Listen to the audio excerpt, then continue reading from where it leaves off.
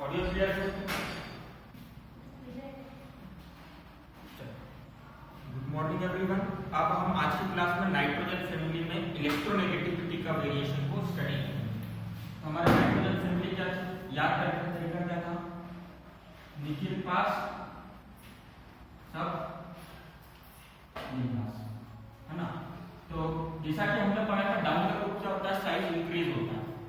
तो सबसे पहले अगर हमको इलेक्ट्रोनेगेटिविटी का वेरिएशन को स्टडी करना है तो ये पता होना चाहिए इलेक्ट्रोनेगेटिविटी क्या है।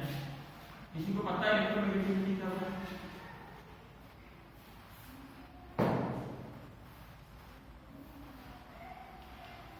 हाँ, कुछ ऐसा समझ सकते हो, टेंडेंसी टू एक्सेप्ट इलेक्ट्रॉन, है ना? पर यहाँ पे इलेक्ट्रोनेगेटिविटी की एक्चुअल डेफिनेशन क्या होती है? जब भी कोई कंपाउंड को, जब भी कोई एलिमेंट कोवेलेंट बॉन्ड बनाता है तो वो उस बॉन्ड को कितना अपनी तरफ अट्रैक्ट करता है। टेंडेंसी टू अट्रैक्ट इलेक्ट्रॉन की जगह लिखो शेयर किया, tendency to attract share pair of electron. जैसे हम बात करते हैं, मान लो नाइट्रोजन, बात करते हैं हम, मान लो किसने ऑक्सीजन और हाइड्रोजन मिलकर वाटर बनाते हैं, सबको पता है H2O बनता है नेचर। अब इनमें से इलेक्ट्रोनेगेटिविटी किसकी ज्यादा होगी, कैसे पता लगाएंगे? तो देखो पीरियोडिक टेबल को अगर आप देखोगे तो हाइड्रोजन सबसे राइट हैंड साइड में आता है और ऑक्सीजन इधर कहीं लेफ्ट हैंड साइड में आता है। इतना क्लियर है सबको? हाइड्रोजन इधर आता है और ऑक्सीजन इधर। अब एक चीज बताओ, जैसे जैसे हम लेफ्ट से राइट की तरफ जाते हैं इफेक्टिव न्यूक्लियर चार्ज क्या होता है? इंक्रीज होता है कि डिक्रीज होता है? जेड इफेक्टिव क्या होता है? बताया था कि नंबर ऑफ प्रोटॉन बढ़ते जाते हैं एक करके, तो बाहर वाले शेप को अपनी तरफ खींचेगा, तो इफेक्टिव न्यूक्लियर चार्ज इंक्रीज हो रहा है तभी तो साइज कम हो रहा है। इफेक्टिव न्यूक्लियर चार्ज क्या होता है? लेफ्ट से राइट जाते हैं इंक्रीज होता है कि डिक्रीज होता है? इंक्रीज होता है। तो इसका न्यूक्लियस क्या है? ज्यादा पावरफुल है और इनके न्यूक्लियस क्या है? वीक है। तो अगर इसका न्यूक्लियस ज्यादा पावरफुल है तो इसका न्यूक्लियस क्या करेगा? हाइड्रोजन वाले इलेक्ट्रॉन को भी अपनी तरफ खींचने की कोशिश करेगा। तो इस वजह से क्या होगा, ये बॉन्ड थोड़ा सा इधर की तरफ शिफ्ट हो जाएगा और इसके ऊपर कौन सा चार्ज आ जाएगा? थोड़ा सा नेगेटिव, इधर थोड़ा सा पॉजिटिव आ जाएगा। सिमिलरली इसके साथ भी होगा, थोड़ा सा बॉन्ड इसका खींच लेगा तो इधर थोड़ा सा नेगेटिव और इधर थोड़ा सा क्या आ जाएगा? पॉजिटिव आ जाएगा। क्लियर है सबको?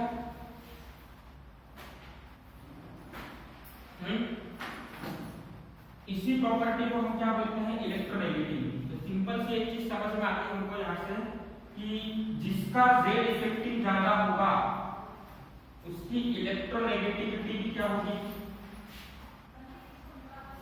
इलेक्ट्रोनेगेटिविटी क्या होगी?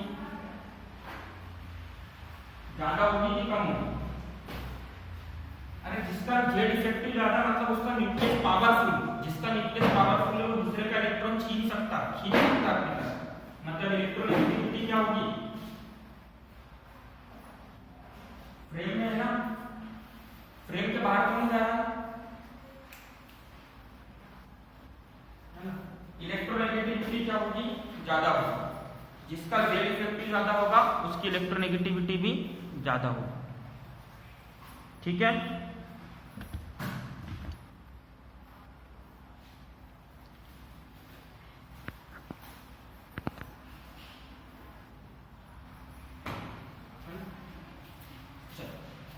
तो ऑब्वियस सी बात है। अच्छा एक चीज बताओ, अब हम बात करते हैं नाइट्रोजन फैमिली में। जैसे जैसे हम नीचे जाते हैं जेड इफेक्टिव इंक्रीज होता है कि डिक्रीज होता है?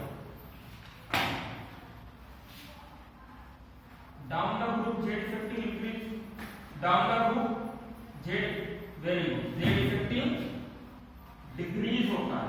अगर Z effective down the group decrease हो रहा है तो इलेक्ट्रोनेगेटिविटी भी क्या होनी चाहिए?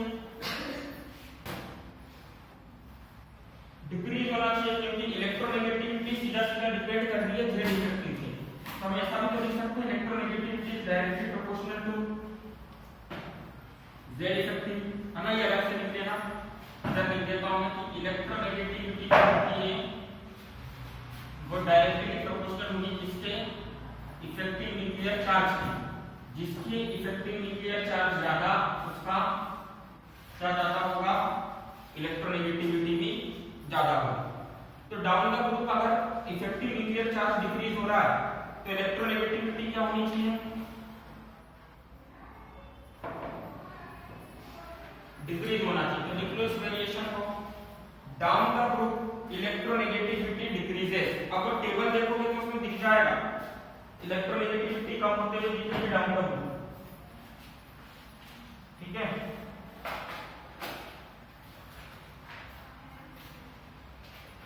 डाउन द ग्रुप इलेक्ट्रोनेगेटिविटी कम होते हुए दिखेगी, देखो उस टेबल में क्या क्या वैल्यू दे रखी है इलेक्ट्रोनेगेटिविटी की, 7, 2.1, 2.0 और 1.9, 1.9 डिक्रीज हो रही है ना, ठीक है। अब देखो, अब वेरिएशन में थोड़ा सा यहाँ पे लगता है इसकी भी 1.9 इसकी भी 1.9, तो ये सारी कहानी किसकी वजह से है, इनर पेयर इफेक्ट की वजह से। किसकी वजह से, कौन रिस्पांसिबल है इसके लिए,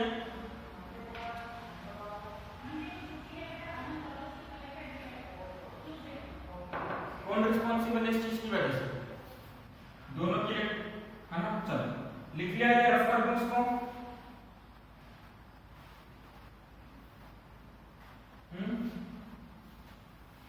चलो अब नेक्स्ट प्रॉपर्टी पर हम बात करते हैं। तो अब देखो हमारी केमिकल है ना, फिजिकल प्रॉपर्टीज के अंदर चीजें खत्म होने वाली। लास्ट प्रॉपर्टी हमारी फिजिकल स्टेट। फिजिकल स्टेट से मतलब क्या समझते हो, कौन सी चीज सॉलिड होगी, कौन सी चीज लिक्विड होगी, इसके बारे में बात करें। तो फिजिकल स्टेट से अगर देखा जाए तो नाइट्रोजन अकेला है जो कि कौन से फॉर्म में एग्जिस्ट करता है, गैसियस फॉर्म में। नाइट्रोजन अकेला जो कि कौन से फॉर्म में एग्जिस्ट करता है, नाइट्रोजन किस फॉर्म में एग्जिस्ट करता है, अकेला गैसियस फॉर्म में एग्जिस्ट करता है। बाकी जितने भी एलिमेंट है वो कौन से फॉर्म में एग्जिस्ट करते हैं इसके अंदर, सॉलिड स्टेट के फॉर्म में। इतना क्लियर है सबको। अब आप बोलोगे सर लिक्विड नाइट्रोजन देखी हमने, अरे लिक्विड नाइट्रोजन नेचर में एग्जिस्ट नहीं करती है, उसको हम बनाते हैं लेबोरेटरी में, है ना। नेचर में नाइट्रोजन कैसे पाया जाता है, लिक्विड के फॉर्म में कि गैस के फॉर्म में, है ना। तो हाँ, तो इसलिए हमने यहाँ पर गैसियस लिखा, तो क्या लिखा है, सॉलिड लिखा है। दूसरी चीज आप लोगों ने छोटी क्लासेस में पढ़ा होगा, एलोट्रोपी करके चीज होती है। एलोट्रोपी का मतलब होता है कौन सा एलिमेंट एक से ज्यादा फॉर्म में रह सकता है। जैसे कार्बन के दो एलोट्रोप्स हैं, डायमंड और ग्रेफाइट, मतलब दोनों ही कार्बन है पर एक को हम डायमंड बोलते हैं, एक को ग्रेफाइट बोलते हैं। जैसे अगर हम एलोट्रोप्स की बात करें तो नाइट्रोजन को छोड़ के जितने भी एलिमेंट है सब एलोट्रोपिक फॉर्म में पाए जाते हैं, ठीक है। क्लियर है सबको। अब देखो अगला वेरिएशन स्टार्ट होता है केमिकल प्रॉपर्टीज का, जिसमें हमको उन्होंने बताया है ऑक्सीडेशन स्टेट। कौन सी स्टेट के बारे में बताया, ऑक्सीडेशन स्टेट। तो अगला वेरिएशन समझेंगे हम यहाँ पर डायग्राम्स की हेल्प से। तो लिख देते हैं यहाँ पर ऑक्सीडेशन स्टेट। कौन कौन सा एलिमेंट कौन कौन सी ऑक्सीडेशन स्टेट शो करेगा, ये कल इलेक्ट्रिक इफेक्ट पढ़ाते समय तो थोड़ा सा बता चुका हूं, है ना। तो सबसे पहले याद करो general electronic configuration. General electronic configuration क्या होता है, यहाँ पर NH2 NP3 होता है।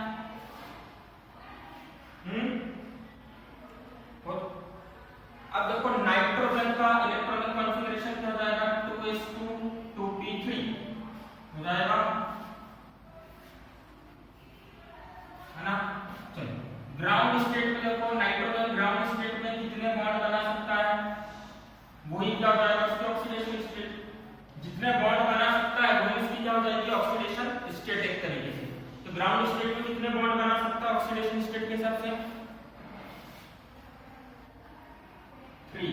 तो एक ऑक्सीडेशन स्टेट क्या हो गई, 3 होगी। अगर एक इलेक्ट्रॉन में डोनेट कर दे, एनी हाउ नाइट्रोजन हमारा अगर एक इलेक्ट्रॉन डोनेट कर दे तब कितने बॉन्ड बना सकता है, 4। मतलब ऑक्सीडेशन स्टेट नाइट्रोजन कौन कौन सी शो करेगा, 3n4 नाइट्रोजन है ना, नाइट्रोजन कौन सी ऑक्सीडेशन स्टेट शो करेगा 3n4। अब देखो यहाँ पर ये बोलते हैं +3 +4 है ना, तो नाइट्रोजन +3 और -3 से मतलब क्या है, देखो ग्राउंड स्टेट में देखो नाइट्रोजन बॉन्ड बनाते समय क्या कर सकता है, या तो ये 3 इलेक्ट्रॉन को डोनेट कर दे, मतलब ऑक्सीडेशन स्टेट क्या होती है डोनेट करने पर +3, या तो ये स्टेबल होने के लिए किसी से 3 इलेक्ट्रॉन ले ले, जिसकी वजह से यहाँ पर पेयरिंग हो जाए, मतलब ऑक्सीडेशन स्टेट क्या हो गई -3। आगे बात समझ में, इतना क्लियर है। और एक लास्ट चीज क्या है कि ये अपना ये वाला इलेक्ट्रॉन को डोनेट कर दे, मतलब 3 + 1 इलेक्ट्रॉन डोनेट कर दे, मतलब एक और ऑक्सीडेशन स्टेट क्या होगी +4। तो नाइट्रोजन को कौन सी ऑक्सीडेशन स्टेट शो करेगा +4 +3 -3। समझ गए सब?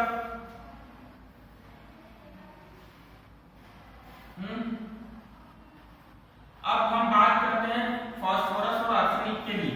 तो फास्फोरस और आर्सेनिक की अगर हम बात करें तो यहाँ पे इलेक्ट्रॉनिक कॉन्फ़िगरेशन होता है 3s2 3p3 और यहाँ पर होता है 4s2 4p3। अच्छा, दोनों के पास d वाले सबशेल है या नहीं है ये बताओ।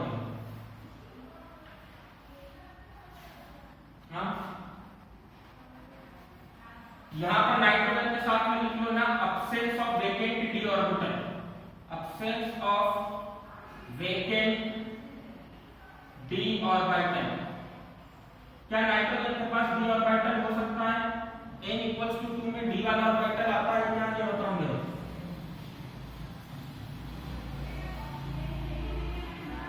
हाँ, नहीं आता। अब हम बात करते हैं फास्फोरस की। तो फास्फोरस में n = 3 हो गया, n = 3 मतलब a की वैल्यू हो जाएगी 0 1 2, 3 से कम, तो इसका मतलब s, इसका मतलब p, इसका मतलब d, मतलब 3 से d आना चालू हो जाता है। तो 4 में भी d आएगा, मतलब इन दोनों के पास वेकेंट d ऑर्बिटल प्रेजेंट है। ये जो मैं लिखवाया है ना इसको थोड़ा सा ध्यान में रखना, ये अभी काम आएगा। चलो, तो इसको मैं बोल सकता हूँ इन दोनों के लिए मैं कॉमन वेरिएशन ऐसा लिख सकता हूँ, s शेल में इनके पास 2 इलेक्ट्रॉन है और p में कितने हैं 3, 1 2 3। चलो, और d के पास में जैसा पड़ा हुआ है खाली पड़ा हुआ है। देखो d ऑर्बिटल को होने का फायदा दिखाऊंगा।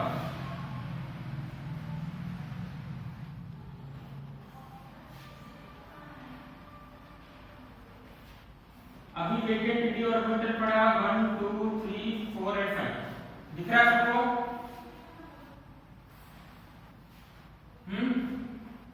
ns2 np3 और nd0 0 क्या, क्योंकि d में भी एक भी इलेक्ट्रॉन नहीं। अच्छा, अभी बॉन्ड बनाने के लिए क्या कर सकता है, स्टेबल होने के लिए क्या कर सकता है, या तो ये 3 इलेक्ट्रॉन डोनेट कर दे, मतलब एक ऑक्सीडेशन स्टेट में क्या होगी +3, या किसी के 3 इलेक्ट्रॉन ले ले, मतलब क्या होगी -3 हो गई। ये दो समझ में आ गई ऑक्सीडेशन स्टेट। जल्दी बताओ। अरे या तो किसी के 3 इलेक्ट्रॉन लेगा, किसी के छीनेगा तो -3 हो जाएगा और यहाँ पर पेयरिंग हो जाएगी, या तो यहाँ से 3 इलेक्ट्रॉन हटा देगा मतलब +3 हो जाएगी। अब ये ऐसा भी तो कर सकता है कि जैसे इसके पास दूसरे एलिमेंट्स के एटम बॉन्ड बनाने में पहुंचे, ये यहाँ से एक इलेक्ट्रॉन को जंप करवा दे इधर, ये ग्राउंड स्टेट थी। एक्साइटेड स्टेट में क्या होगा, एक इलेक्ट्रॉन यहाँ से जंप हो जाएगा, किधर आ जाएगा, इधर आ जाएगा। तो अब ऑक्सीडेशन स्टेट क्या हो गई, अब ऑक्सीडेशन स्टेट क्या हो गई,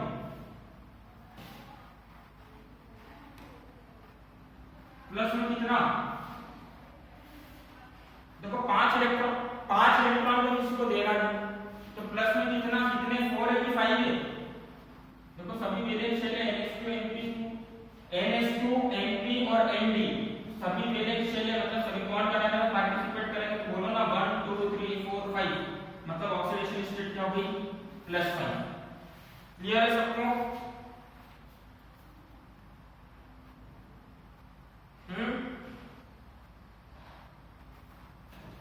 ठीक है।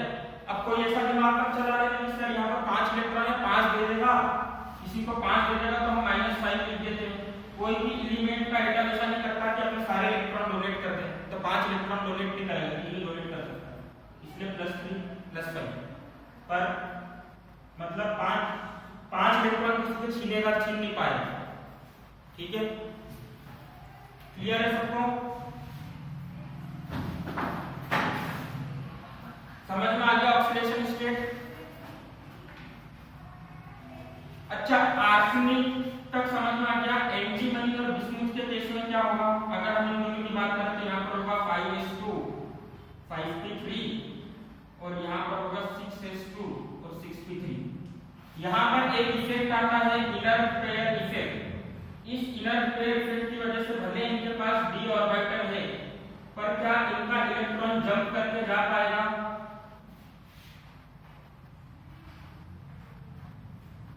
मतलब ये दो तो इनर पेयर इफेक्ट क्या करता है? NH2 लास्ट सबसेल के S वाले इलेक्ट्रॉन को बॉन्ड बनाने से रोक देता है, मतलब ये बॉन्ड बनाने में पार्टिसिपेट नहीं करेगा।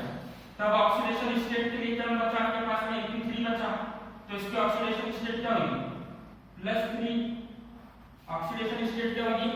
+3 की अपने 3 इलेक्ट्रॉन किसी को दे दे। अब आप बोल सकते हो सर -3 भी तो हो सकती है, किसी से 3 इलेक्ट्रॉन ले ले। तो देखो ये बहुत इम्पॉसिबल सी बात हो गई इलेक्ट्रॉन ले पाना इन दोनों के लिए। क्यों? क्योंकि डाउन द ग्रुप साइज बढ़ता है, साइज बढ़ता है मतलब Z इफेक्टिव डिक्रीज होता है, मतलब इनका न्यूक्लियस वीक है। अगर इनका न्यूक्लियस वीक है तो किसी दूसरे का इलेक्ट्रॉन छीन पाएंगे क्या? ये छीन पाएगा क्या? तो ये सिर्फ एक ही ऑक्सीडेशन स्टेट शो करेगा जनरली +3। समझ गए सब ऑक्सीडेशन स्टेट का वेरिएशन? ऑक्सीडेशन स्टेट जो मैंने समझाया इसी तरीके से समझना, बुक के अंदर से पढ़ने मत जाना, परेशान हो जाओगे, समझ में भी नहीं आएगा।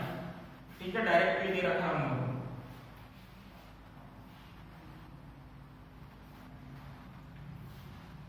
ठीक है, लिख लो उसको।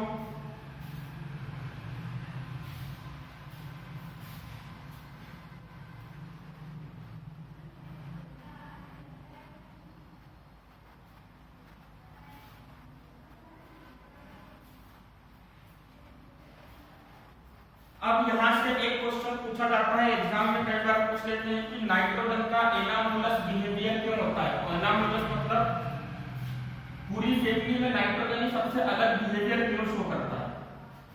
तो उसका सबसे बड़ा रीजन आपके सामने बोर्ड पे लिखा हुआ। नाइट्रोजन के पास में एक चीज की कमी है, और वो चीज क्या है? बोर्ड पे देखो क्या लिखा हुआ, d ऑर्बिटल की कमी है, absence of vacant d orbital. तो एनामोलस बिहेवियर ऑफ नाइट्रोजन का रीजन लिखोगे, सबसे पहला रीजन हो जाएगा absence of vacant d orbital. दूसरी चीज बताओ, नाइट्रोजन का साइज सबसे बड़ा है सबसे छोटा है? सबसे छोटा साइज है ना, तो इसलिए इसका बिहेवियर सबसे अलग है। तो लिख लो smallest in size, smallest in size. अब अगर साइज में छोटा है तो इलेक्ट्रोनेगेटिविटी कैसी होगी? छोटी की बड़ी की कम? इलेक्ट्रोनेगेटिविटी कैसी होगी पूरी? कौन बताएगा कैसी होगी इलेक्ट्रोनेगेटिविटी? क्या होता है अभी बताया था थोड़ी देर पहले। Electronegativity effective nuclear charge increase होने के साथ इंक्रीज होगी और इफेक्टिव न्यूक्लियर चार्ज कम होने पर कम होगी। तो जैसे जैसे हम नीचे जाएंगे साइज बढ़ेगा तो इफेक्टिव न्यूक्लियर चार्ज कम होगा, इलेक्ट्रोनेगेटिविटी कम होगी, और ऊपर इलेक्ट्रोनेगेटिविटी सबसे ज्यादा होगी। तो बताओ नाइट्रोजन फैमिली में सबसे ज्यादा इलेक्ट्रोनेगेटिविटी किसकी होगी? है ना, तो लिखो हाईएस्ट इलेक्ट्रोनेगेटिविटी, लिखो highest electronegativity and ionization enthalpy. Ionisation enthalpy भी सबसे ज्यादा होगी और इलेक्ट्रोनेगेटिविटी भी सबसे ज्यादा होगी।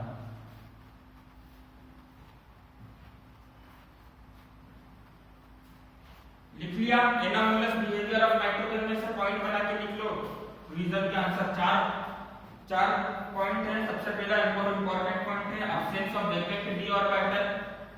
दूसरे नंबर का पॉइंट क्या बताया था? Smallest in size. तीसरे नंबर का पॉइंट था highest electronegativity and ionization enthalpy. ठीक है, समझ गए सब?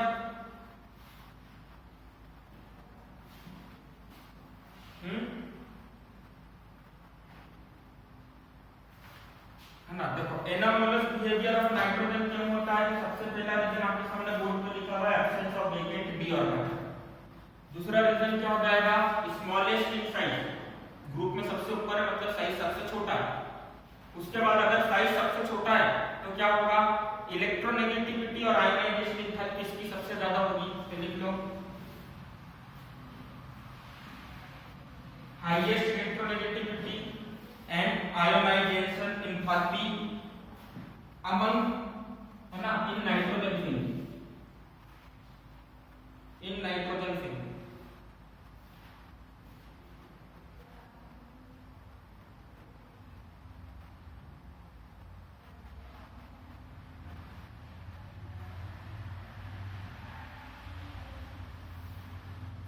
लिख लिया।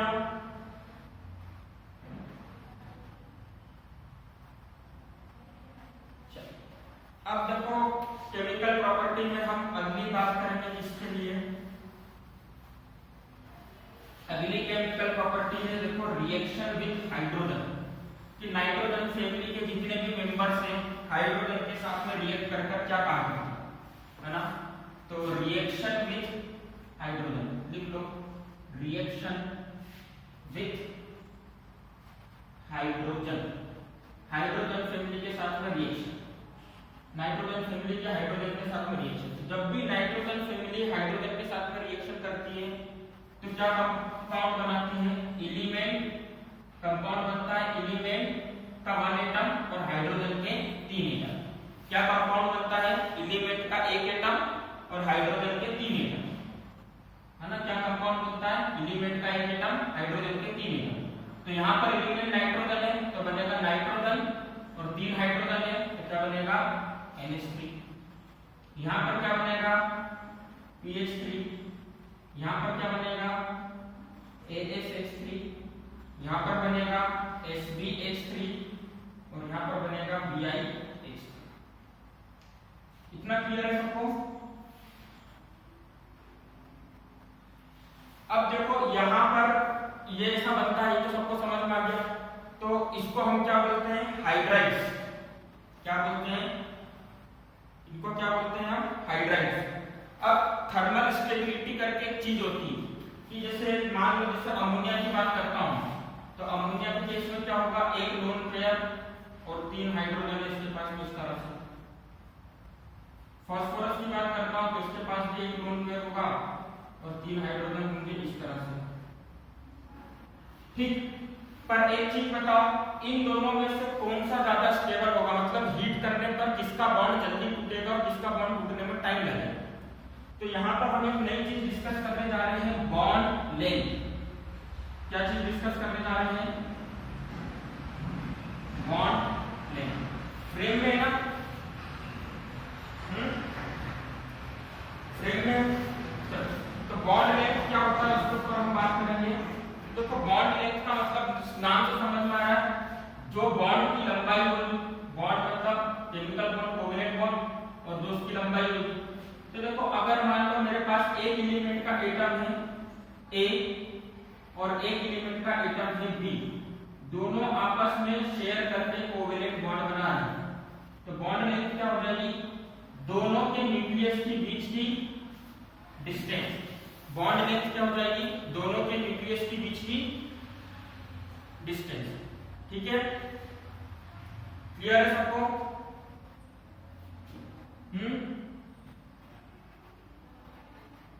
तो एक चीज बताओ, नाइट्रोजन जब हाइड्रोजन के साथ में बॉन्ड बनाएगा तो एक चीज बताओ, नाइट्रोजन का साइज छोटा और हाइड्रोजन का साइज भी छोटा, तो बॉन्ड लेंथ बड़ी बनेगी कि छोटी होगी। फास्फोरस की बात करते हैं, फास्फोरस का साइज बड़ा होगा नाइट्रोजन से, तो यहाँ पर ऐसा बॉन्ड दिखेगा। किसके केस में बॉन्ड लेंथ सबसे ज्यादा बड़ी बनेगी, इसके पास में 3 सबसेट है, बताओ इसके केस में बॉन्ड लेंथ सबसे ज्यादा बड़ी बनेगी, वेरी गुड, बिस्मुथ के केस में। समझ गए सब।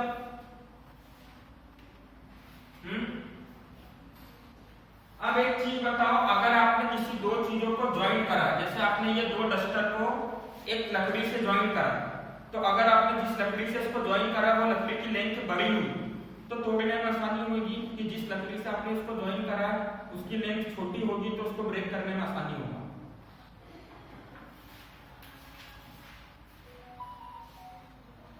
बड़ी वाली को ब्रेक करने में आसानी होगी क्योंकि ज्वाइंट जितना बड़ा होता है उतना वीक होता है। तो यहाँ पर क्योंकि बॉन्ड लेंथ बढ़ रही है, इसका मतलब थर्मल स्टेबिलिटी मतलब क्या होता है कि अगर हम इसको हीट करेंगे तो एटम्स अलग अलग चले जाए, मतलब हीट करने पर नाइट्रोजन अलग भाग जाए और हाइड्रोजन अलग भाग जाए।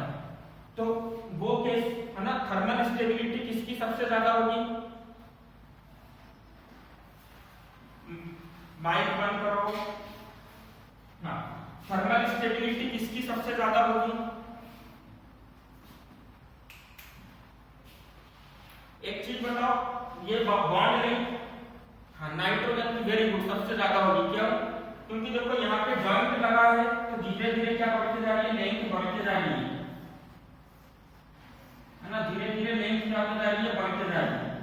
अब थर्मल स्टेबिलिटी का मतलब क्या कि अगर मैंने इन सभी को हीट करना चालू करा, अमोनिया को हीट करा, फॉस्फाइन को हीट करा, इसको हीट करा, इसको हीट करा, इसको हीट करा, तो किसके अंदर सबसे पहले एलिमेंट्स अलग अलग हो जाएंगे, मतलब हाइड्रोजन अलग चला जाएगा और नाइट्रोजन फैमिली वाला अलग चला जाएगा। ऑब्वियस सी बात है, जिसकी बॉन्ड लेंथ सबसे बड़ी होगी उसका बॉन्ड सबसे वीक होगा, तो वो सबसे पहले अलग अलग हो जाएगा। तो थर्मल स्टेबिलिटी सबसे ज्यादा किसकी होगी? थर्मल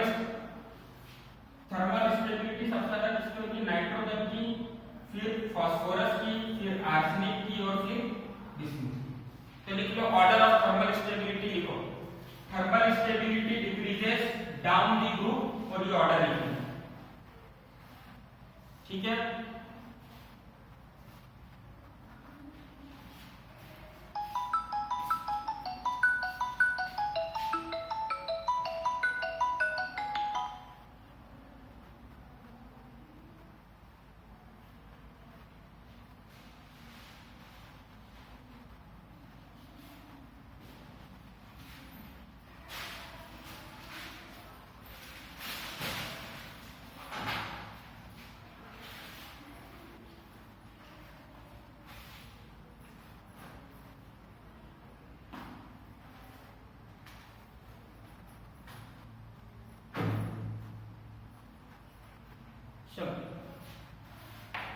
इतना समझ में आ गया सबको?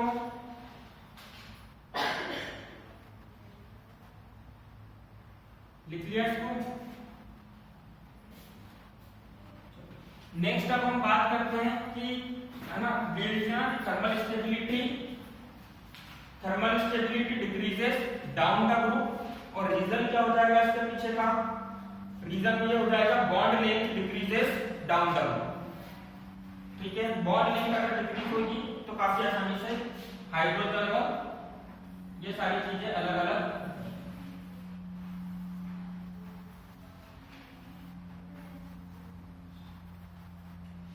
नेक्स्ट प्रॉपर्टी की हम बात करते हैं, इसके अंदर और क्या क्या चीजें दे रखी है आपको, ठीक है। थर्मल स्टेबिलिटी दे रखा है। चलो नेक्स्ट हम रीजनिंग में देखेंगे इसका बेसिक कैरेक्टर क्या होता है ना। बेसिक कैरेक्टर मतलब लोन पेयर डोनेट कैसे करेगा, तो हम इसको बाद में देखेंगे। पहले हम आगे का पढ़ लेते हैं रिएक्टिविटी टुवर्ड्स ऑक्सीजन, कि अगर ये ऑक्सीजन के साथ में रिएक्ट करेंगे तो क्या बनेगा, कौन सा कंपाउंड बनेगा ऑक्सीजन के साथ में रिएक्ट करकर?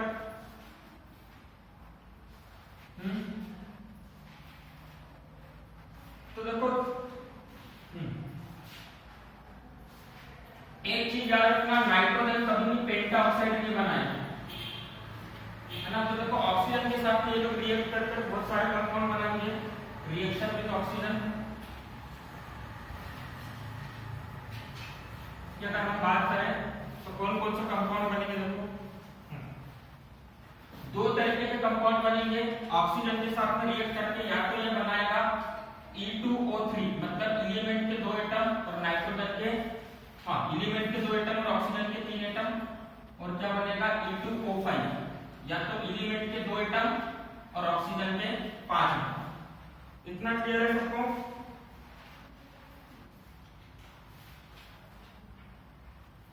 ठीक है। अब देखो यहाँ पर कंपाउंड क्या क्या बनेगा, N2O3, यहाँ पर क्या बनेगा P2O3, P2O5 यहाँ पर बनेगा H2O3 H2O5 है ना। अब बिस्मुथ और एंटीमनी की अगर हम बात करें है ना, नाइट्रोजन फास्फोरस, ठीक है, इन दोनों की अगर हम बात करें तो ये दोनों किसमें ज्यादा स्टेबल रहेंगे, spo3 और BiO3, क्योंकि लास्ट के दो इलेक्ट्रॉन बॉन्ड बनाने में पार्टिसिपेट नहीं करते हैं एस सबशेल वाले, तो ये 5 वाला कंपाउंड नहीं बनाएंगे। इधर नाइट्रोजन के लिए भी 5 वाला कंपाउंड बनाने में क्या होगा, दिक्कत होगा। क्लियर है सबको?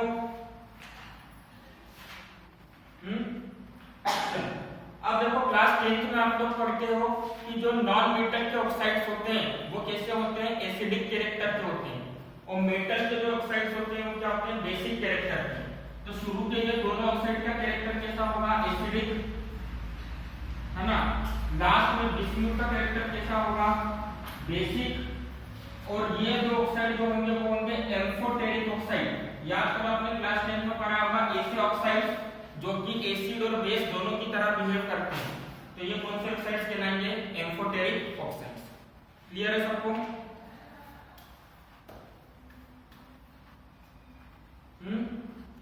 चलो, तो आज की क्लास हम यहीं पर एंड करेंगे। नेक्स्ट क्लास में हम आगे के वेरिएशंस पढ़ेंगे केमिकल प्रॉपर्टी में। होमवर्क में मैं आपको 2 रीजनिंग दे रहा हूं, आपको पता करना है सबसे पहले नाइट्रोजन फैमिली के जो अपन ने हाइड्रोजन के साथ में रिएक्शन देखी थी, हाइड्राइड बनने वाली प्रॉपर्टी जो देखी थी हमने, उसके अंदर आपको वेरिएशन पता करना है बेसिक कैरेक्टर का। कौन सा वेरिएशन पता करोगे आप, बेसिक कैरेक्टर का, ठीक, और रिड्यूसिंग कैरेक्टर का, दोनों के वेरिएशन आपको पता करना। लिख लो basic character and reducing character. तो आज की क्लास हम यहीं पर एंड करते हैं। Bye everyone, have a good day.